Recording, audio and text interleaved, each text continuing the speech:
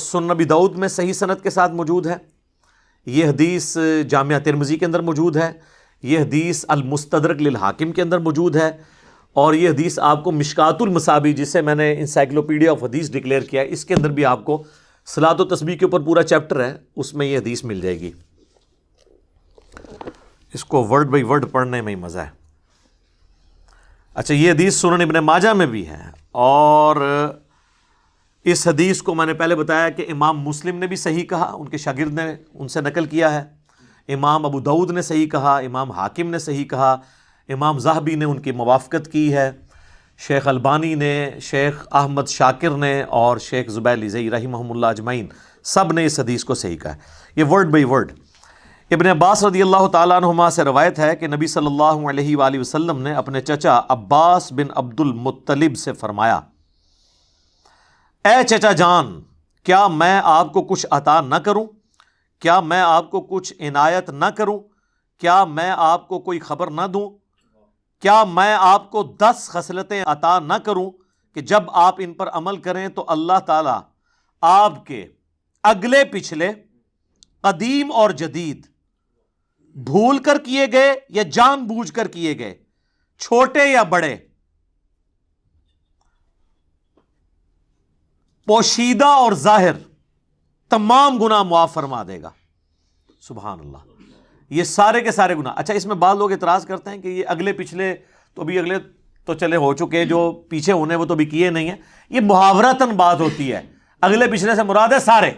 اب جن کو عربی لنگوسٹک سے واقفیت نہیں ہے، ہم اپنے محاورے میں بھی اس قسم کی کئی باتیں کر دیتے ہیں نا، تو اس میں کوئی ایشو نہیں ہے۔ اور وہ پھر آپ نے فرمایا وہ 10 خصلتیں کیا ہیں؟ وہ نماز میں جو 10 چیزیں تھیں وہ آپ نے گنوائی۔ وہ یہ کہ آپ 4 رکعت نماز پڑھیں، ہر رکعت میں سورہ فاتحہ اور کوئی دوسری سورت پڑھیں۔ جب آپ پہلی رکعت میں قرات سے فارغ ہو جائیں اور ابھی قیام میں ہوں تو 15 دفعہ پڑھیں سبحان اللہ والحمد للہ ولا الہ الا اللہ واللہ اکبر، یہ پڑھ لیں۔ پھر رکوع کریں اور رکوع میں یہی تسبیحات 10 دفعہ، پھر رکوع سے سر اٹھا کر یہی تسبیحات 10 دفعہ، پھر سجدہ کریں، سجدے میں 10 دفعہ، پھر 2 سجدوں کے درمیان جب بیٹھیں اس میں 10 دفعہ، پھر دوسرا سجدہ کریں اس میں 10 دفعہ، اور پھر دوسرا سجدہ کرنے کے بعد بیٹھ کر بھی 10 دفعہ۔ اس میں جلسہ استراحت بھی آ گیا ہے، اس حدیث سے بھی جلسہ استراحت ثابت ہوتا ہے۔ وہ صحیح بخاری کی تو حدیث ہے نا 6251، جو ایک صحابی نے بڑی تیز نماز پڑھی تھی تو آپ نے فرمایا سکون سے پڑھ، تو اس میں آپ نے کیا فرمایا تھا؟ جب تو دوسرا سجدہ کر پھر دوبارہ بیٹھ جا اور پھر دوسری رکعت کے لیے کھڑا ہو۔ اس میں تو صحیح بخاری کی حدیث میں ثابت ہوتا ہے، اس میں بھی حدیث میں صلاۃ و تسبیح والے طریقے میں بھی جلسہ استراحت ثابت ہو جاتا ہے الحمدللہ۔ اور اسی طرح ہر رکعت میں 75 مرتبہ آپ یہ عمل 4 رکعتوں میں دہرائیں۔ اگر آپ ہر روز اسے نہ پڑھ سکیں تو کم از کم ہفتے میں 1 دفعہ پڑھ لیں۔ ویسے یہاں لفظ ہے ہر جمعے کو، لیکن عرب کے محاورے میں جب بولا جاتا ہے نا ہر جمعہ، تو اس سے مراد ویک ہوتا ہے۔ جس طرح ہم ہفتے کے لیے سیچرڈے کا لفظ بھی استعمال کرتے ہیں اور ویک کے لیے بھی ہم اس کو ہفتہ ہی کہتے ہیں۔ اگر ہر ہفتے نہ پڑھ سکو تو پھر آپ مہینے میں 1 دفعہ پڑھ لیں۔ اگر ہر مہینے نہ پڑھ سکیں تو سال میں 1 دفعہ، سال میں بھی نہ پڑھ سکیں تو زندگی میں کم از کم 1 بار اس نماز کو ضرور پڑھ لینا۔ کتنی بڑی، یعنی نبی الاسلام نے کس حد تک اس کی ترغیب دلائی ہے۔ اچھا، اب اس کو ذرا سمجھ لیں، یہ جو نماز میں اوریجنل جو نماز ہے وہ اپنی جگہ رہے گی، بیچ میں تسبیحات ایڈ ہوں گی ہر رکعت میں 75 دفعہ، اور اس کا طریقہ آپ علیہ السلام نے کیا فرمایا کہ نماز جب شروع کی پہلی رکعت ثنا پڑھی، سورۃ الفاتحہ پڑھی، اس کے بعد سورت کے بعد 15 دفعہ پڑھنا ہے۔ بس یہ ایک جگہ ہے جہاں پر آپ نے 15 دفعہ یہ تسبیحات پڑھنی ہے، سبحان اللہ والحمد للہ ولا الہ الا اللہ واللہ اکبر۔ باقی جتنے سٹیپ آئیں گے نا پوری رکعت کے اندر، وہاں 10 دفعہ ہے، تو ظاہر ہے کہ 6 مزید سٹیپ آئیں گے۔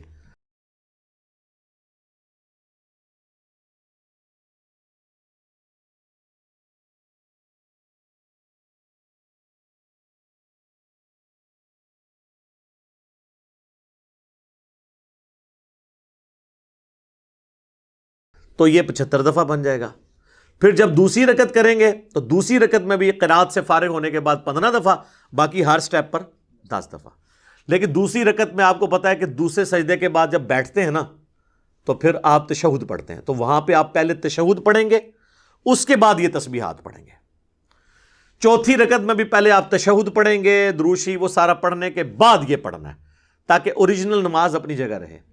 رکوع میں بھی سجدے میں بھی سبحان ربی العظیم اور سبحان ربی الاعلیٰ کے بعد اسے پڑھنا ہے. ربنا لک الحمد کہنے کے بعد اسے پڑھنا ہے. اوریجنل نماز اپنی جگہ رہے گی. اور یہ کچھ فقہی احکام و مسائل تھے جو جامعہ ترمذی میں جب امام ترمذی اس حدیث کو لے کر آئے ہیں تو انہوں نے عبداللہ ابن مبارک سے، جو امام حنیفہ رحمہ اللہ کے شاگرد ہیں، یہ سارے مسائل نقل کیے ہیں کہ ان سے کاؤنٹر کوسچن ہوا کہ جب یہ نماز ہم پڑھیں گے تو ہم نے سبحان ربی العظیم کے بعد پڑھنا ہے یا پہلے؟ تو انہوں نے کہا سبحان ربی العظیم اپنی جگہ پڑھنا ہے، اس کے بعد اسے پڑھنا ہے. اوریجنل نماز اپنی جگہ رکھنی ہے، اس کے بعد پڑھنا ہے. پھر ایک سوال ان سے ہوا کہ اگر ہمیں اس میں کوئی غلطی لگ جائے اور سجدہ صاحب واجب ہو جائے تو سجدہ صاحب کے جو 2 سجدے کرنے ہیں ان میں جو 2 بیچ میں آ جانے جلسے بھی، ان میں بھی سب میں پڑھنا ہے. تو انہوں نے کہا نہیں، وہ سجدہ صاحب عام سجدہ صاحب کی طرح ہوگا، اس لیے کہ ہر رکعت میں 300 سے زیادہ دفعہ نہیں پڑھنا. تو سجدہ صاحب میں اگر آپ پڑھیں گے تو 300 سے کراس کر جائے گا. تو اس میں سجدہ صاحب جو ہوگا وہ عام سجدے کی طرح ہی ہوگا. یہ نہیں ہے کہ سجدہ صاحب کیا ہے تو اس کی بھی تسبیحات کے بعد 10 دفعہ پھر 2 سجدوں کے درمیان بیٹھ کے، وہاں ایسا نہیں ہوگا.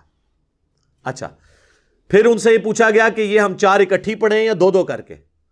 تو عبداللہ بن مبارک نے فرمایا کہ میں یہ پسند کرتا ہوں کہ رات کے وقت اگر میں اسے پڑھ رہا ہوں تو 2 کر کے پڑھوں، اور دن کے وقت بھی پسند یہی کرتا ہوں کہ 2 کر کے پڑھوں. البتہ دن کو پڑھوں تو 4 رکعت اکٹھی پڑھنے میں بھی حرج نہیں. یعنی انہوں نے کہا یہ پسندیدہ ہے کہ 2 کر کے پڑھیں، اور سنت بھی یہی ہے، افضل بھی یہی ہے، اور اس میں تھکاوٹ بھی نہیں ہوگی اور آپ رکعتیں بھولیں گے بھی نہیں. ورنہ صلاۃ و تسبیح میں اگر رکعت بھول جائے اور پھر آپ کام کی طرف جائیں تو ظاہر ہے وہ تو اتنی لمبی ہو جائے گی. تو افضل ہے 2 رکعت. صحیح بخاری اور مسلم دونوں میں حدیث ہے، نبی علیہ السلام کی رات کی نماز 2 رکعت ہوا کرتی تھی، اور اینڈ پہ آپ 1 رکعت پڑھ کر اس ساری کو طاق بنا لیتے تھے. اچھا، اس سے تو پتہ چلا کہ رات کی جتنی نفلی نمازیں، نفل نماز سے مراد ہے ادر دین فرض، اس میں سنت موقدہ بھی آتے ہیں، اس میں وطر بھی آتے ہیں، اس میں آج کل جو رمضان کا قیام اللیل ہے یہ دیکھیں آپ، تراویح جسے ہم کہتے ہیں، یہ بھی 2 کر کے ہوتا ہے. ایک ابو داؤد میں حدیث ہے کہ نبی علیہ السلام نے فرمایا دن اور رات کی نفلی نماز 2 رکعت ہے. یعنی دن کو بھی آپ نے جو 4 سنتیں اگر زور کی پڑھنی ہے یا عصر کی پڑھنی ہے تو 2 کر کے پڑھنی ہے.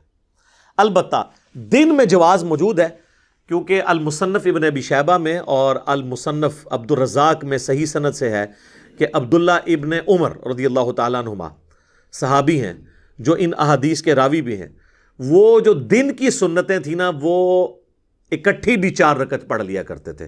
ظہر کی 4 سنتیں اور عصر کی 4 سنتیں، یعنی ان کی عادت میں شامل تھا. تو چونکہ صحابہ سے ثابت ہو جائے تو ہم اسے بالکل سنت کے مطابق سمجھتے ہیں. تو دن کے وقت ایسے کیا جا سکتا ہے.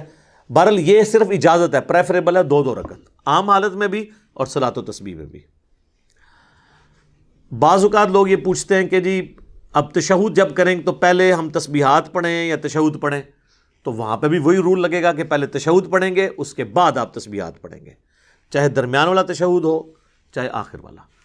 چونکہ یہ نفلی نماز ہے، نفلی نماز میں تو ایگریڈ اپان ہے کہ درمیان والا تشہد پورا ہی پڑھنا چاہیے. اگر 4 اکٹھی پڑھ رہے ہیں 2 کر کے کریں گے تو تب تو ویسے ہی پورا پڑھیں گے.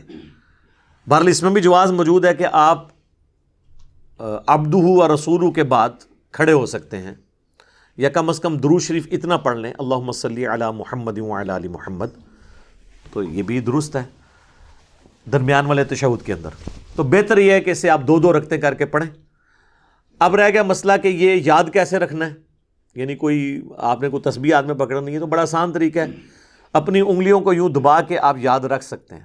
ایک جگہ ہی 15 دفعہ پڑھنا ہے نا صرف قیام میں، باقی تو ہر جگہ 10 دفعہ. میں رکوع میں اگر گھٹنے پہ ہاتھ رکھا ہوں تو میں پہلی دفعہ جب پڑھوں تو یہ انگلی دبا دوں ہلکی سی، یہ یوں چلتے چلتے یہ 5 ہو گئی، پھر اس طرف یہ.